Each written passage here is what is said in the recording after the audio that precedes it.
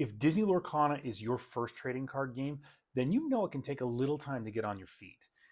Rules and concepts that other players take for granted might not feel that intuitive. And since a solid foundation is key to being a better player, in this video we're going to talk about one of the core concepts of the game, keyword mechanics. We're going to break them all down. We're going to talk about how they work, what inks you'll find them in, and any crazy interactions that you need to know before you go up against them. The first thing I want to do is define what is a keyword mechanic. This is an ability that's been codified under a simple term so that when it appears on a card, it doesn't require a lot of explanation. Keyword mechanics are often accompanied by reminder text, which is in parentheses and italicized, but that's only meant to serve as a memory aid for you, the player. It's not the actual rule, which allows it to have subtle variations between printings.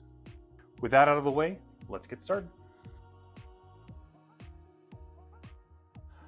So Bodyguard is an ability in two parts. The first one affects how a bodyguard enters play, allowing you to choose whether it comes in readied or exerted. This is what's called a replacement effect, which is just a fancy way of saying instead of doing one thing, you get to do something else. The second part creates a restriction, which forces a player to choose an exerted bodyguard to challenge before any of their opponent's other characters. Now, this only works if the bodyguard can be challenged. If that's not possible, then the restriction is ignored. As for ink color, Bodyguard is found primarily in amber and steel, though there are dual-colored characters that pair at least one of them with each of the other colors.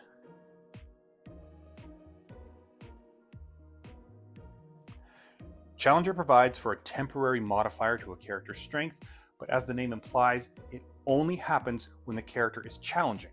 In all other circumstances, even while being challenged, the modifier does nothing. As you can see here, it always appears with a number.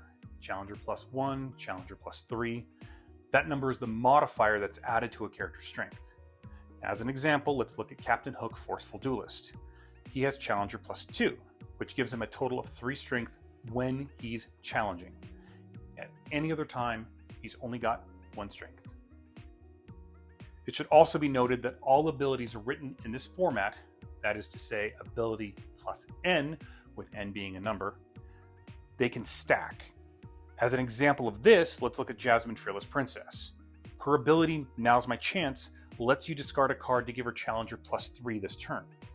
Discarding a second card will give her another instance of Challenger +3, which then functionally becomes Challenger +6.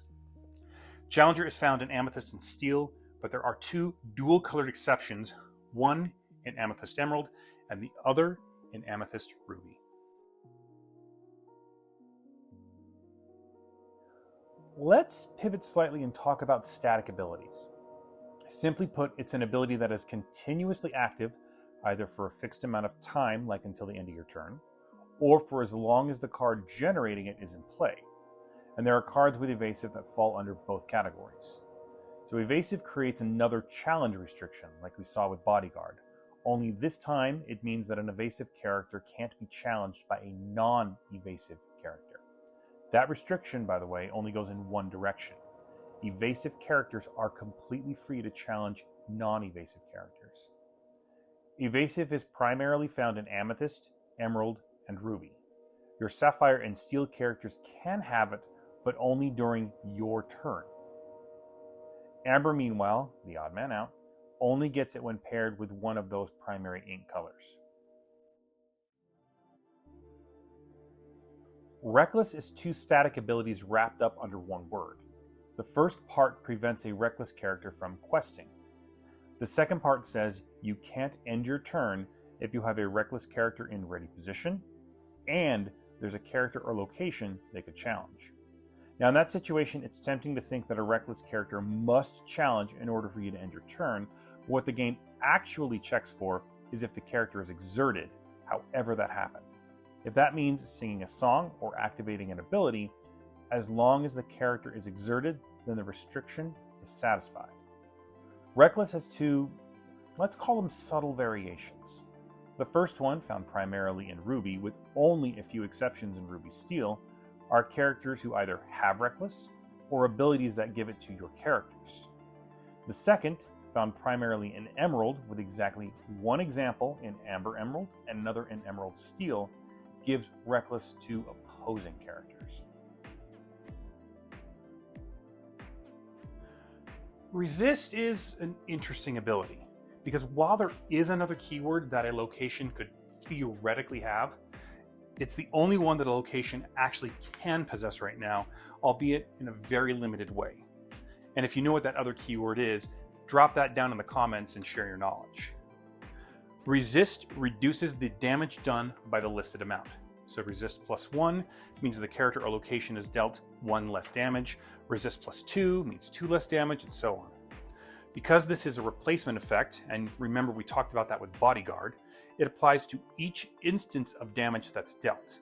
Even if the source is somehow the same, let's say a character challenges, is readied, then challenges again, the resist ability will trigger both times.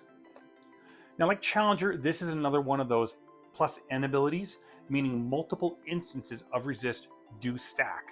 So if a character gets resist +1 from one source and resist +1 from another source, it functions just like resist +2.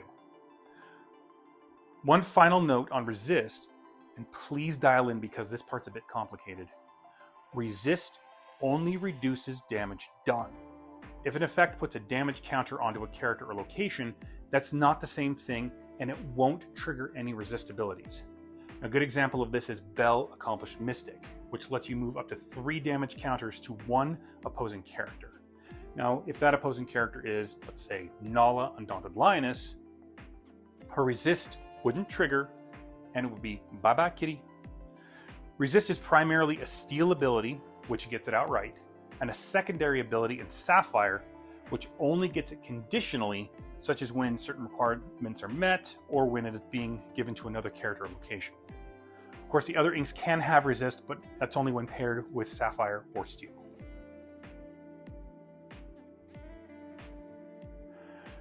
So where resist was a little bit complicated, rush is relatively straightforward.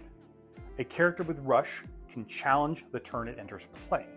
Now that doesn't mean it's dry, so it can't quest, it can't sing, and it can't exert to activate abilities.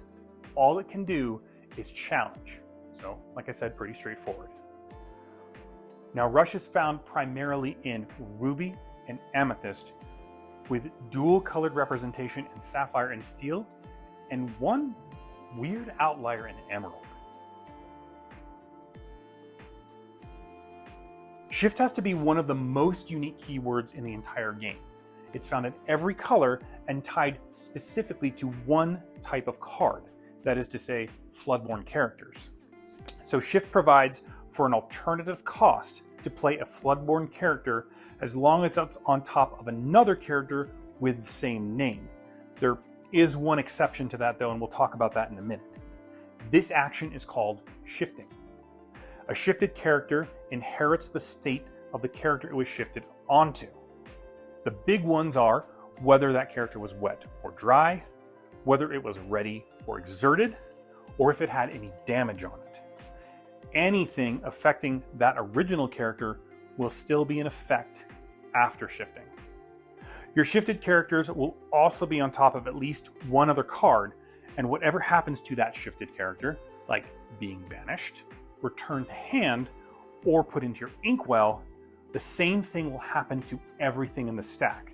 As one goes, so does the rest. Now let's talk about that weird exception.